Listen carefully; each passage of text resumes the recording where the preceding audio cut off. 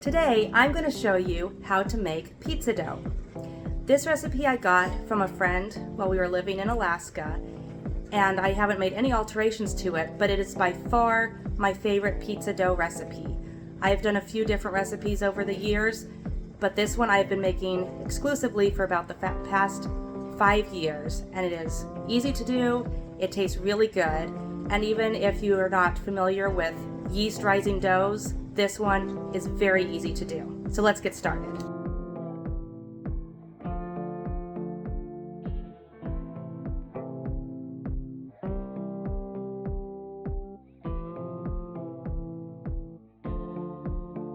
Okay, so first of all, let me show you what ingredients I will be using. Before you start, make sure you have plenty of flour. This recipe calls for between 7 to 8 cups of flour. And I know that sounds like a lot, but one recipe is actually going to make 4 full-size pizzas. So you'll need a lot of flour. Then you will need yeast. If you have a container of yeast, you'll be using 2.5 teaspoons. Or if you're like me and don't work with yeast a lot, pick up these little individual packets at any store, and one of these will work for one recipe. You will need oil. You can use whatever oil you want. I use avocado oil. You'll need 1/3 cup. And then you'll need 1/3 cup of regular sugar. You will need 2.5 teaspoons of salt. I use sea salt. You can use whatever kind of salt you want. And then the last ingredient is what I think is the most important. Italian seasoning. This is to taste. So the more you make this recipe, the more you'll know about how much Italian seasoning you like in your pizza dough. But this gives it so much flavor and makes it the best pizza dough in my opinion. Okay, so now it's time to start on the pizza dough. For starters, I do start off with the paddle attachment on my mixer because I do not have an easy time getting dough to mix at first with a dough hook. So I'll use the paddle for a while, and then as I add more flour, I will switch to the dough hook. So I'm gonna start by putting in 2 cups of flour.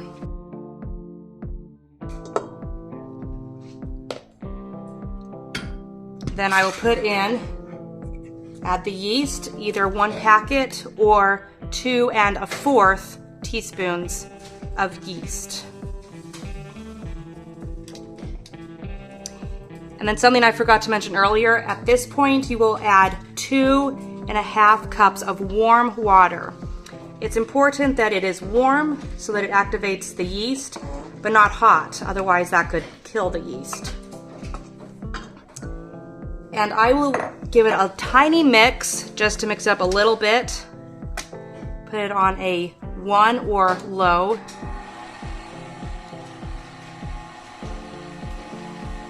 That is good. And you can see that it's already starting to bubble up. That's what you want to see. That shows that your yeast is active. This will rest for 20 minutes and then we'll come back to it. Okay, that has been sitting for 20 minutes. You can see it's nice and foamy. That shows that the yeast has activated, which will of course cause the dough to rise later. Speaking of dough rising, a trick that I have learned for helping the dough to consistently rise in my house is I turn my oven on to 350 degrees. As soon as it comes up to temperature, I turn it back off. This will make the oven warm enough to have my dough rise, but not so hot that it bakes. So if you're going to do that method, now is a good time to turn your oven on. All right, let's start adding some more ingredients. First thing is 1/3 cup of oil. And again, I use avocado oil. You can use whichever oil you prefer. 1/3 cup of sugar. The sugar is what the yeast eats and helps the yeast cause the dough to rise. So the sugar is very important. Then we will need 2.5 teaspoons of salt. This, of course, adds seasoning, which is very important. There's 2 teaspoons and a half. And then the Italian seasoning. This is, once again, to taste. The best way to know how much to put in is to just try making it. Worst case, your pizza crust tastes a little too much or too little, like Italian seasoning, and you'll adjust your amounts the next time. I'll just pour it in. A little bit more. That's about how much I use. Down, and I just stir this at the lowest setting. My mixer goes by numbers, so I put it on a 1.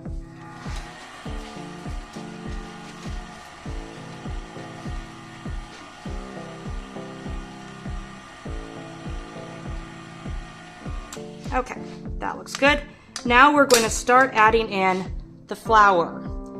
You will need between 5 to 6 cups of flour. The amount is going to depend on a lot of factors.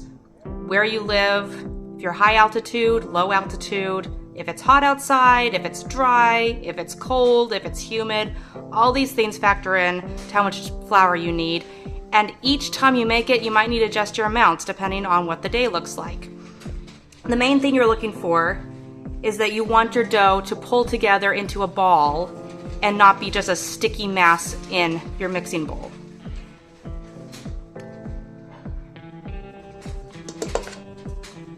And do 1 cup at a time, so you don't have flour going everywhere.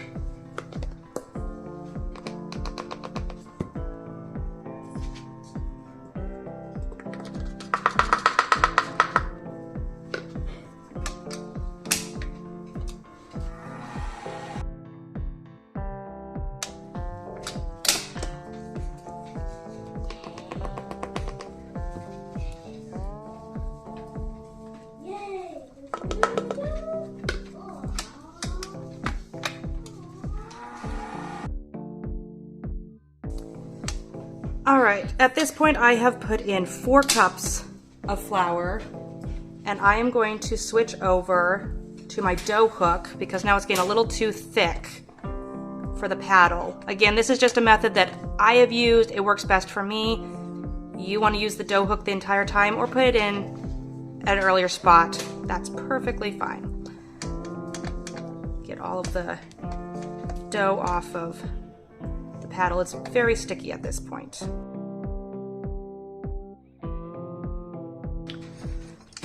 right, there's the dough hook. Now I'm going to put in, this is number 5 for my cups of flour. After this point, I will add in by about half a cup at a time.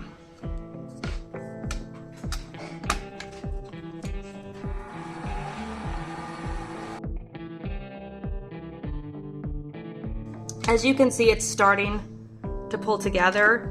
I'm going to add one more, about half a cup. I am not super specific in my measurements for this recipe. Hopefully you're not a baker and cringing at how I'm measuring out my flour. I am not weighing it out. I am scooping and shaking it to level it. But this is a very forgiving recipe because it's, you add the flour until your dough comes together, so you don't have to be super specific with it. So there is half a cup. We'll see if that is enough.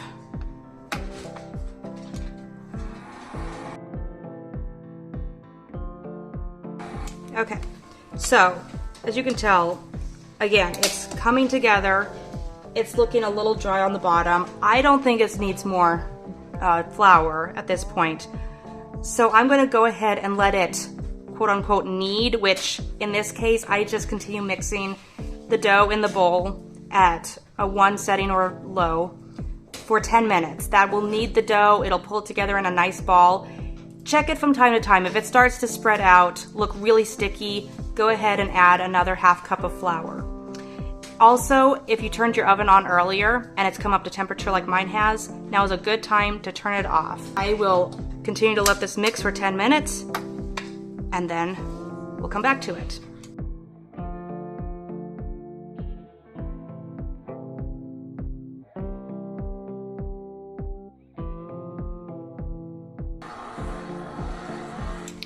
Okay, that has been kneading for 10 minutes. Let's get this up. It might be a little tricky. As you can tell, it has definitely come together in a ball. Something I didn't mention earlier, but if you're using this with a stand mixer, definitely have the biggest bowl you can find. Because this makes a lot of dough, and a small bowl, it might come over the edge or not be able to fit. This is really sticking to itself this time. Okay, so I'm gonna take off the dough hook. This is exactly how you want it to look. If it's like spreading out or really, really sticky, add a little bit more flour. At this point, I'm going to take it out of the bowl, spray the bowl with a little bit of oil, and then put it back in and cover it with a towel. Okay, so I took it out. I formed it a little bit up into a ball. I don't do a lot of forming with it. I sprayed a little bit of oil around the side so it doesn't stick to the bowl. Now I'm just going to cover it with a kitchen towel. I'm going to put it in my warm oven that is now turned off for it to rise. If you have a specific spot in your house that you prefer to use for rising dough, go ahead and set it there. It will stay, it'll rise for 1 hour, and then you can take a look at it. All you're looking for is for it to double in size. So if it takes a little bit longer than an hour, that's okay. Okay, the dough is out. It's been rising for 1 hour. Look at that, it's almost up to the top.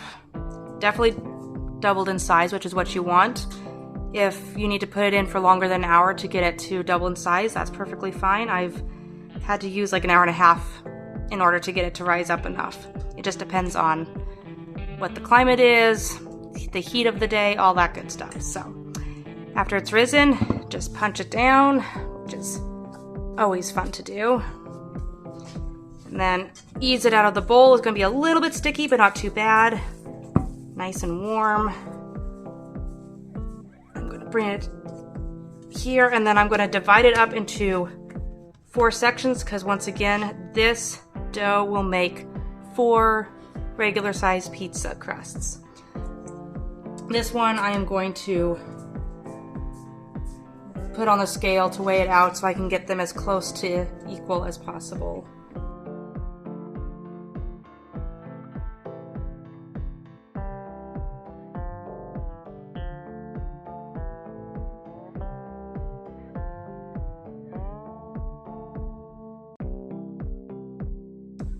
All right, so now we have 4 balls of dough.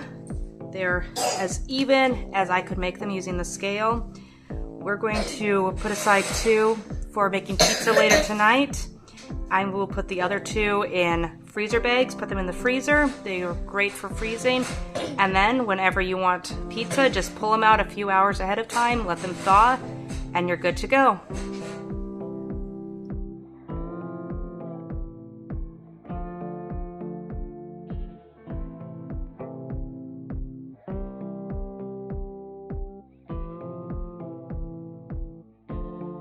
If you like this video, please like, subscribe, and share, and stay tuned for further recipes that might not be authentic, but are always delicious.